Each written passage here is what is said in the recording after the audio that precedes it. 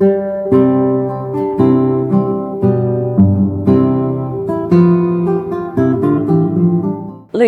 my daughter, I was living in Sydney when the pandemic started.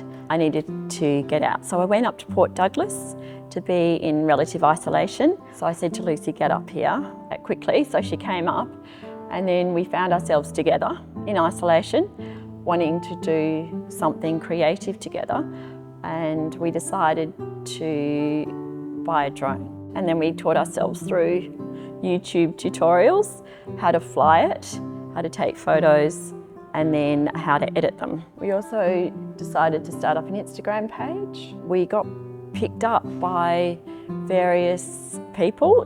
The first one was the Drone Film Festival in Boston, and they asked us to submit a photograph for a competition. So we did, and we won a category of that film festival with our image. It's called Compromise, which then gave us a little bit of confidence, thinking, oh, maybe we've got something with this. And I entered Capture Magazine's Australia's Top Emerging Photographers competition, and in the single shot category, and we won that.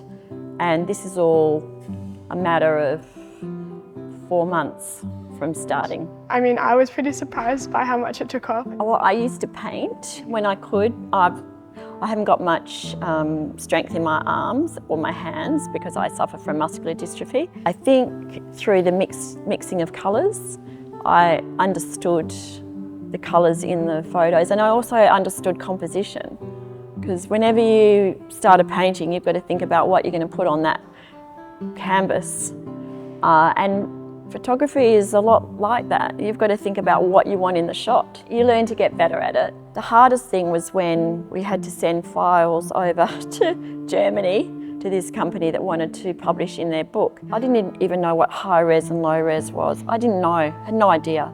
So I had to read up and learn, and what size, pixels and all this sort of stuff. I thought, what the hell? This is a whole new language, and pretend that I knew what I was doing too, because I was dealing with high-end coffee table photography publishers. Bluff my way through that. I helped build some of the website, and I helped a bit with editing. In the early days, you took all of them. She took all of them. To start. So I didn't want to fly. I was too scared.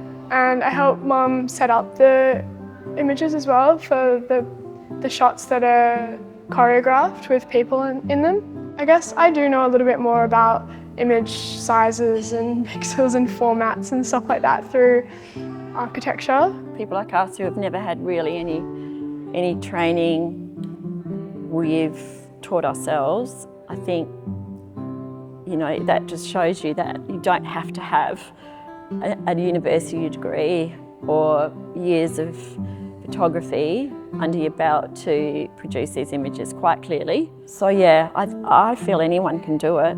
If you can control a remote control car, you can fly a drone. I flew one of the drones into a cliff accidentally. Well, I didn't lose control. I turned off the proximity sensors because they stop the drone from flying too close to anything, and sometimes you need to fly close to things to get a good shot. And it flew into a tree on the side of a cliff, and we managed to find it, but it was broken, so we had to get a new one. So all of the magazine articles are from people contacting us. The first one we were in was the Port Douglas magazine. They picked us up and did a big spread about our journey. And so that was one, that was our first one. And then the Weekend Australian magazine got in touch with us for the Heart of the Nation section of the Weekend Australian. And so we were in Capture magazine with Roy the Skater Boy. They did a piece about that. And from that, the editor of Heart of the Nation picked up the story, because there's a backstory about Roy the Skater Boy, and he was intrigued, and he actually interviewed Roy as well for that piece. And then last November he contacted us again and wanted to do another piece about us, just us and our little journey. And so yeah, we've made 2 Weekend Australian magazines. So I think Mum's keen to maybe exhibit in Sydney, and we might also look into exhibiting in London. So what we'll do is we'll catalogue this exhibition, and we'll probably make a little book with it, with all the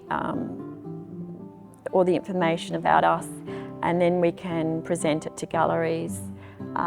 Someone actually suggested we go to the Australian Embassy in London because they apparently do exhibit, and there's so many homesick Aussies in London that they'd probably love some of these images.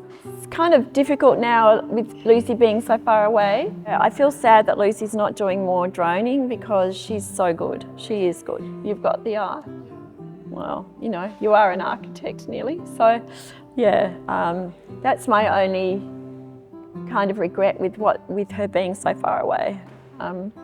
Yeah, it's difficult to fly in London because there's so many airports. Basically the whole city is a no-fly zone. Yeah. Thank you. Nice to meet you both. Yeah, good. Well, thanks.